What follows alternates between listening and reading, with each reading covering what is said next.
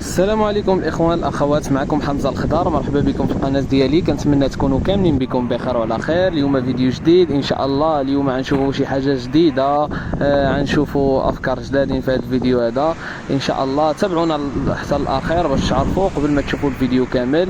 كنتمنوا تشتركوا في القناه وتفعيل زر الجرس باش يوصلكم الجديد ان شاء الله. غنشوفوا اشغال ملعب طنجة الكبير، غنشوفوا اشغال التغليف او التغطيه الجانبيه اللي تسالات في المنطقة الجنوبية وبدات الأشغال في المنطقة الشمالية، والأشغال أصبحت متسارعة ومتسارعة جدا. غنشوفوا فين وصلت الأشغال وغنشوفوا أفكار جديدة.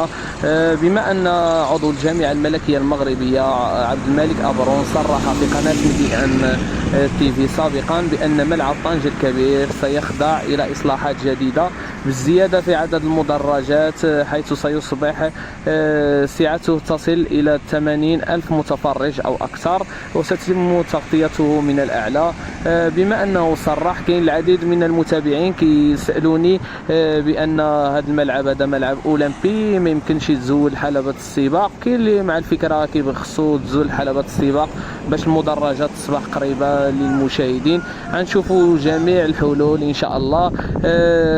غنعطيكم الرأي ديالي. كما كتشوفوا فهذا ملعب التدريب، ملعبين التدريب بالقرب من ملعب طنجة الكبير، بالجوار ديالو قريب بزاف كما كتشوفوا. اما هذاك اللي فيه المدرجات فهذاك ملعب قرية رياضية اللي كيستضيف مباريات الهوات، أقسام الهوات. كما كتشوفوا فهاد القرية الرياضية اللي كيتواجد بها ملعب طنجة الكبير كتوفر على جميع الإمكانيات اللي غتستضيف أي رياضة، أي تظاهرة رياضية يمكن لها تستضيفها هاد القرية الرياضية بملعب مدينة طنجة. كما كتشوفوا كاينه واحد الفكرة، هذا الملعب هذا ملعب آخر، كاين 4 الملاعب حدا ملعب طنجة الكبير. هذا الملعب هذا خاص بالالعاب الاولمبيه، يعني كتواجد فيه جميع في حلبة السباق، في البلاصه اللي كيلعبوا فيه القفز على الرمال، الحواجز، يعني جميع الالعاب الاولمبيه يمكن يستقبلها هذا الملعب هذا. خاص غير تزاد له مدرجات، يمكن بناء مدرجات هنا تصل الى 10,000 او 15,000 متفرج. ملي تكون الاشغال كتتم في ملعب طنجة الكبير يبداو الاشغال بهذا الملعب هذا ويعملوا مدرجات. منا اننا نستافدوا ملعب كبير بلا حلبة هو ملعب طنجة الكبير، ويكون هذا ملعب خاص بالالعاب الاولمبيه، حيث تحرم هذه القريه الرياضيه من الالعاب الاولمبيه خص ضروري. وبما هذا في هذه الفكره هذه انا اللي كنظن انها تقدر تكون ملائمه وكنقترحها على المسؤولين. كنتمنى توصل بان هذا الملعب هذا يعملوا له المدرجات ويصل الى 10,000 او 15,000 حتى 20,000، ويكون خاص بالالعاب الاولمبيه. والملعب كبير يزيدوا له المدرجات يحيدوا حلبة السباق. كتبوا لنا في التعاليق الاراء ديالكم حول هذه الفكره، هل هي جيده ام ليست جيده، وكتبوا لنا في التعاليق الافكار ديالكم اللي تقترحوها نتوما، على الله توصل للمسؤولين ويتم تطبيقها. كما كتشوفوا فاشغال المنطقه الشماليه بالملعب اصبحت متسارعه ومتسارعه جدا. الناس اللي متبعينا يوميا كنحطوا اشغال الملعب طنجة الكبير يعرفوا بان الاشغال تسارعت في الاونه الاخيره. نخليكم تشوفوا الاشغال حتى الاخير. ما تنسوش الاشتراك في القناه وتفعيل زر الجرس باش يوصلكم الجديد، وان شاء الله نلتقي في اخر الفيديو ان شاء الله، وفرجه ممتعه.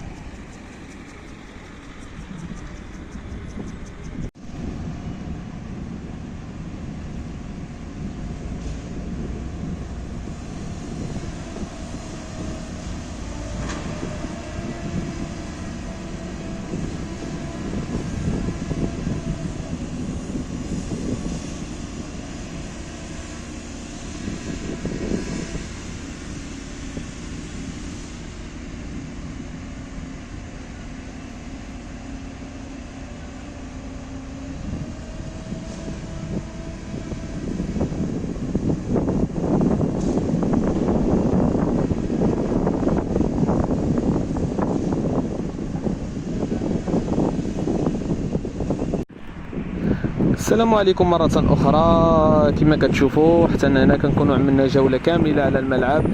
كنتمنى يكون نال الإعجاب ديالكم الفيديو. كما كتشوفوا فهذه هي جنبات الملعب اللي كتوفر على مساحات خضراء جميلة وجميلة جدا، حقيقة كتزيد من جمالية هذه القرية الرياضية. كما كتشوفوا الخضرار شيء جميل وجميل جدا.